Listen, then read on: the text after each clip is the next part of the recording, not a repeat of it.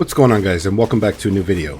So today we're going to cover my take on the new Mortar Cannon Ballista Totems. We are using the Warbringer Ascendancy for this, and we do use Cluster Grenade. And I have to say, this build has insane survivability and really good damage. Not to mention, it can be done on a strict budget. This build can easily handle all content in the game. I have literally cleared all bosses and even done a couple 97% delirious fully juiced T16 maps. As of right now, I usually only run T16 maps that are at least 30% delirious, and this build walks right through them with ease. The best part of this build is literally it's a one button build. Aside from the Jade shield that we cast once in a while, we're just placing totems down and that's it. We're good to go. With the way that I have this build set up, we have tons of armor that give us physical and elemental damage reduction, which we will get into here shortly. Not to mention, this build has 550 life regen per second, making it feel really comfortable. So if you're looking for a build that doesn't cost a whole lot, but absolutely slaps everything in the game, you have come to the right place. I will cover everything in depth, and there will be a tier 16 belly map gameplay at the end of the video if you want to check that out. If you have any questions, let me know down below, and I'll get back to you. Anyways, let's get right into it. So starting off, I'll show you like pretty much the gameplay. It's real simple. Throw your totems down and, just dodge and stay alive. When you throw your totems down, you will get this little army of minions that's summoned with each of your totems. You can see right up here that they give you actual buffs. Like right here, we get 20% skill speed. Also, there's one that gives us, the turtle right here gives us defense. It gives us more armor. Right up here. Let's see, where's it at? Get the buff real quick. Oh, right here we get 50% increased damage. So, they definitely give us nice boosts when it comes to survivability and our damage. The other thing that we have to cast is going to be our Jade Shield. Right here you see Encased in Jade. Up here you can see we have 10 stacks of it. Now passively you get 10 stacks, you get 1% additional physical damage reduction per stack, which is nice. And when you cast it, you lose those, but you get a buff for a certain amount of time for a portion of your life. You can see right up here, and that'll take damage for you. All right, so now we'll go ahead and jump into the skills that we use. Before we do, I'm just going to show you my stats. Up here you can see we have 81% armor, and because of mods that we have on our gear, which we'll see here shortly, that also applies to elemental damage reduction. You can see right there we get 81% physical and elemental damage. We have all of our resistances capped off, almost capped off on the chaos resistance. Also we have 495 life regen. Now when I summon these up, almost 550.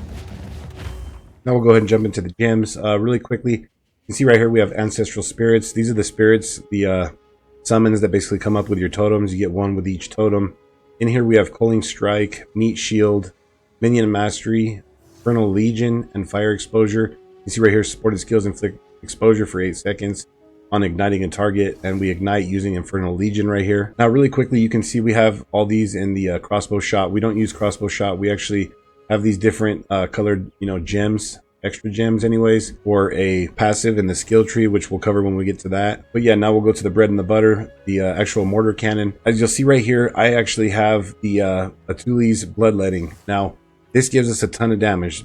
What this does is basically for every 10 life you get 2% of damage as extra physical damage. Now I will let you know right now, when I got this, I got it early on and it was around like 4 divines that I paid for it. I think right now it's like 10 divines, but don't worry, you don't have to use this. It only gives us like a little bit more damage, not like a ton. So if you can't afford that, that's perfectly fine. You would want to take this out, and then you can throw like Fire Attunement in there, or you can throw like Overabundance in there and get an extra totem. Right now we have 4 totems total. You would have 5 if you used Overabundance, or if you're having trouble with skill cost, you can use the gem that lowers the skill cost by like 30 or 40%. Now that being said, since I'm actually using this, we want to get the cost of the mortar cannon up as high as possible. You definitely want to go to the max level of 20.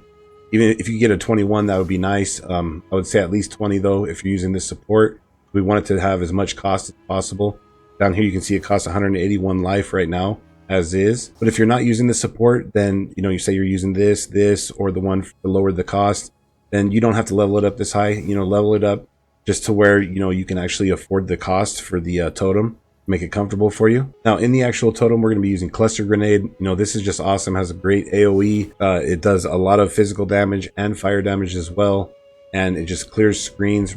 We use Short Fuse right here. We want to lower the detonation time as much as possible. We get 40% right here. Now there is a Short Fuse too where you get even less detonation time, but that one also takes away from your damage, so you definitely don't want to go with that. We're going to go ahead and use payload. This increases the cooldown, but since we're using this inside of totems, the cooldown doesn't matter at all. This gives us a 50% chance to activate a second time. Right here we have Rigwald's Ferocity.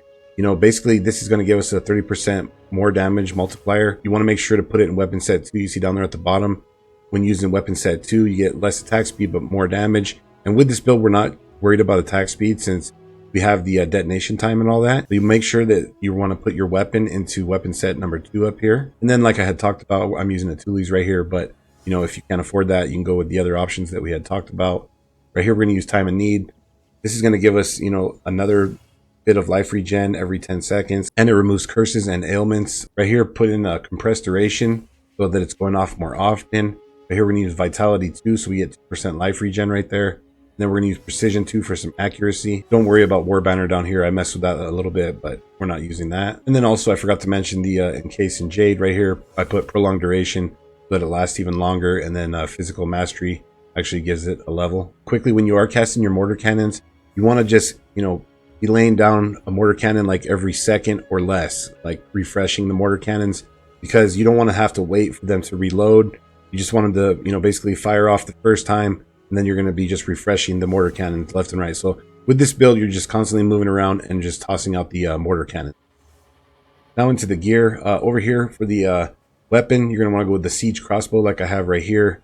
This comes with the implicit right there, grenade skills, fire an additional projectile. Obviously, that's more damage for this build. You want to get as high physical DPS as you possibly can. You want to definitely get the +6 level of all attack skills. And then you want to get the +1 to number of summoned ballista totems down there. That's going to make it to where we have 4 in total. We get the one that we start with. We get 1 on the tree.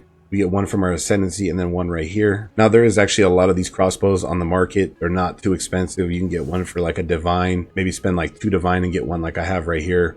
There's so many of them crafted now that they're actually really cheap. And then just make sure for the runes that you have the iron runes for physical damage. I have this helmet set up right here. You know, get as high armor as you possibly can. Armor does a ton, and you can see right there with that mod, 43% of armor also applies to elemental damage. We have that in a few different spots, but that just makes your build so much more tanky, and that's why we want to stack armor so we get high physical damage reduction and elemental damage reduction having that mod. Now in the budget version, this is the kind of helmet you're going to run. You want to get the mod right there for the armor applies elemental damage, as high armor as you can on any piece of gear. Good life rolls, try to get chaos resistance on all your sockets. Now there is a helmet that makes it to where you need 5 less enemies around you to be considered surrounded. So basically you're considered surrounded all the time.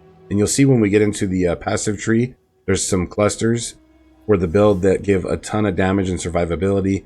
I don't even have that helmet. I mean, with that helmet, I could be doing even more damage. Right now, you know, our mortar cannon is sitting at 25k right here, and then the mini grenades are at almost 15k. And then with your, you know, totems casted out, and you have the buffs from all the spirits, you know, I'm sitting at like 31k. Actually, I think I'm even missing a buff. I sit at like 32. Nevertheless, you know, I'm pretty sure I can have that boosted to like 40 or 50k if I actually end up getting that helmet. Now that helmet is around, last time I checked, I want to say 5 to 7 divines. I don't know where it's sitting at right now, but here in the near future, I'm probably going to have another guide for this. I think I am going to continue playing this, get that helmet, and then I want to get an even higher physical DPS bow just to see how high I can actually push the damage with this build. But yeah, for this version, just go with a helmet similar to this. Now right here in the necklace, there is a unique amulet that gives +1 to totems basically. I wouldn't suggest that. You know, 4 totems is great, but not only that, when you go with an amulet like this, you can get +3 to level of all projectile skills, which gives us heaps of damage. And then you can get a lot of other good mods in there, like I have almost 50% increased armor. Don't worry about the spell damage, you know, chaos resistance, life regeneration, which we want to try to get that anywhere that we can, maximum life. And then up here, you're going to want to throw on heavy ammunition when it comes to your amulet. It's going to give us 40% increased projectile damage. That's a nice chunk of damage for our totems. And then right there, we also get projectile stun buildup. As for the rings, you want to try to get physical damage with 2 attacks. That goes directly to our damage. You know, we got physical damage to attacks on our gloves too. So basically on our rings and gloves, you want to try to get that. Also on the rings, obviously you want to get maximum life. I try to get rarity. Get whatever stats you need if you need dexterity or whatever. You know, also up here like on my helmet, I have intelligence that because I needed some intelligence to run these gloves. Get whatever resistances you need. You know, right here, same thing. I got physical damage to attacks, rarity, life, resistances. Now also on your rings, you can get life regeneration per second. If you can get that, you definitely want to try to get that. You want to get that anywhere that you can. Right here into the armor, you want to go with the ornate plate. The reason you want to go with this ornate plate is because we get the implicit of the up to 2.5% of maximum life regenerated per second. You want to try to get as high armor as you possibly can. I mean, I could even go with a better body armor. You get up into like the 2000 plus range. Try to get resistances. Definitely try to get the life regeneration per second. And then you can see right there, once again, we have the armor also applies to elemental damage. Try to get a high roll of that. Now into the gloves. Right here, definitely want to get the physical damage to attacks. Now I have the attack speed. Not so much of a big deal when it comes to the totems. You could get it if you wanted to. Definitely try to get resistances on your gloves. And then also, obviously, maximum life. And then the armor mod as well. Same over here on the boots. You want to get the armor mod. Resistances, I would say try to get at least 30% movement speed, if not 35%. So you're moving around quickly. Maximum life. Don't worry about the mana that's a dead mod. Don't worry about the mana that's a dead mod for my setup. Now into the belt right here. Right here, you're going to want to get all of your charm slots so that you have all 3 of them. So however many you need. Maximum life, resistances. You can also get more life regeneration right there. And charm effect duration isn't bad to have. For a flask, right here, I have this life flask, giving us almost 2,000 life over 3 seconds. I mean, you can get the one with instant life. I like this one though, because the only thing we really have problems with this build here and there is life degen, but we have such a good recovery rate with our life. And then when we have like a flask up too, we don't usually have problems. As far as the mana flask, I have it in here. I don't even use it, obviously, because, with the gem over here, it gives blood magic, so we're spending our life instead of mana. But if you're not using that, then get yourself a flask like this. Now as for the charms, right here, for the stone charm, I have this one. This unique one, it's not too expensive. I think it's around like 20 exalts. I'd say to definitely try to get one of these. It's used when you become stunned. Also, while it's in use, you defend with 200% of armor during the effect. So that just boosts your defenses by like a ton.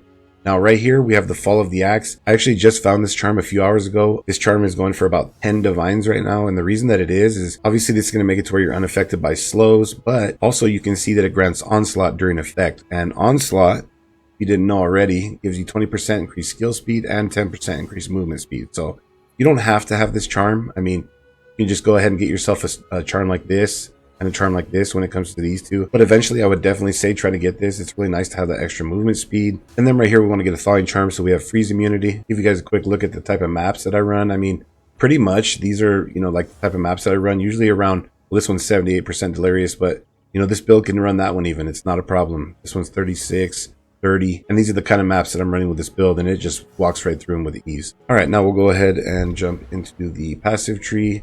Now we are using the Warbringer Ascendancy. You can see right here. And when you're leveling up, you're going to want to grab Answered Call first. It's going to give you an extra totem and the Ancestral Spirits, which help quite a bit. We're going to go right here to Wooden Wall. 20% of damage is taken from your totems before your life. That's nice for defenses. Next up, you're going to go with Anvil's Weight.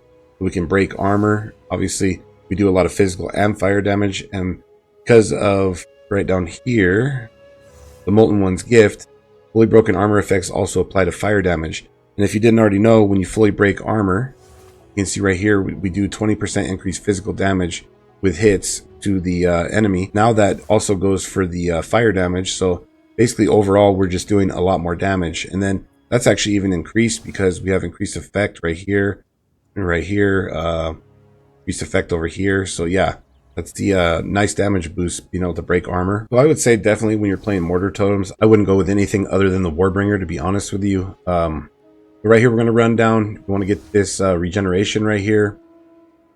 Right here, we're going to grab this. We're going to go over here and grab this for more armor. It gives 80% increased armor from our equipped body armor. Over here, we get life regeneration. Right here, we get some damage and area of effect. Over here, we have some totem stuff. Now, we definitely go into the totem clusters, obviously, for damage and totem placement speed. We want to get that totem placement speed up. Attack speed has nothing to do with placing your totems. It's all about the totem placement speed. Right here, we get more armor. And then this is also a nice node right here. Defend with 200% of armor against critical hits. So anytime we take a hit, our armor is further boosted, giving us more damage reduction to physical and to the elemental damage. Over here, we got more totem stuff. We got totem placement speed down here, totem placement range, damage, attack speed and damage up here. Right here, we get more when it comes to the life regeneration. Now we're going to run down here. We get some damage right here. Over here, we get increased effect of fully broken armor and damage. Right here, more totem stuff. This feels nice to recoup 5% of damage taken by your totems as life. And we apply 2% increased damage to enemies in their presence. You know, we have 4 totems, so that's 8% increased damage.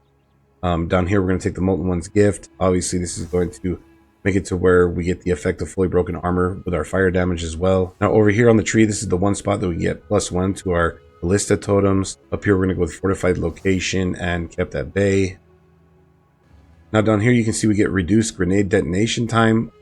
As you can see right up here, we also get it, and that's like the only 2 spots on the actual tree that we can get it. So with that and the support gem that we use, that's how we're getting that detonation time down. You're gonna want to run around here, grab this up to here. Be sure not to grab this. 40% increased cooldown recovery rate. We don't worry about that since our grenade skills are being used with the totem, and that's going to drastically reduce your damage. But be sure not to take that. Right over here, we're going to run down and take Gem Enthusiast. Now, that's why you saw all those extra gems. Right here, you can see we get the 5% increased movement speed if we have at least 10 green supports, and 5% increased maximum life with 10 red supports. Now over here, we're going to run over. Obviously, we want to get volatile grenades. And then over here, we got some, ballistic damage. Now you can see right up here, heavy ammunitions. That's what we allocated, and it's really cheap to allocate. It's only a Guilt and 2 Greed. Gives us a nice chunk of damage and stun buildup for our totems. On the jewels, you can get totem damage, totem placement speed, fire penetration. I have increased dexterity right there. You can also get, I have damage placement speed, pen right here, increased intelligence. And then over here, I have pen placement speed, life regeneration, fire damage. Getting life regeneration on your jewels is nice also. Now earlier in the gear, I did talk about the helmet that makes it to where, you need 5 fewer enemies to be considered surrounded. Now this whole cluster is surrounded and this whole cluster is surrounded, meaning that everything on here is dependent of being surrounded. Now with that helmet, you get -5 to number of enemies needed to be surrounded. You see right here, you are surrounded if there are at least 5 enemies within 3 meters of you. So we don't need any enemies around us with that helmet on to get the benefits of being surrounded. And there's a ton of damage right here. I mean, 25, 25, 25 right here, another 100%. It's 175% in 5 nodes, or I'm sorry, in 4 nodes. That's a ton of damage. There's movement speed right here. There's armor over here. There's life regen right here. There's just a ton of good stuff for that. So I do plan on getting that helmet, and I'm going to get a better weapon to pump more damage out of this. And I'm going to have a finalized guide out for you guys here probably by the end of the week, maybe in the next couple of days, basically pushing this build to like its maximum when it comes to survivability and damage. I really do got to say though, this build is a ton of fun overall, and on a budget, I don't think you're going to find any other build that can do what this build does with the same amount of survivability. So I would definitely recommend this build. There's going to be some tier 16 deli gameplay if you guys want to check that out right now. Also, this build will be linked down in the description over on Mobilytics if you want to check it out that way. If this guide's been helpful, don't forget to like and subscribe. I'd really appreciate it. Anyways, thanks for watching.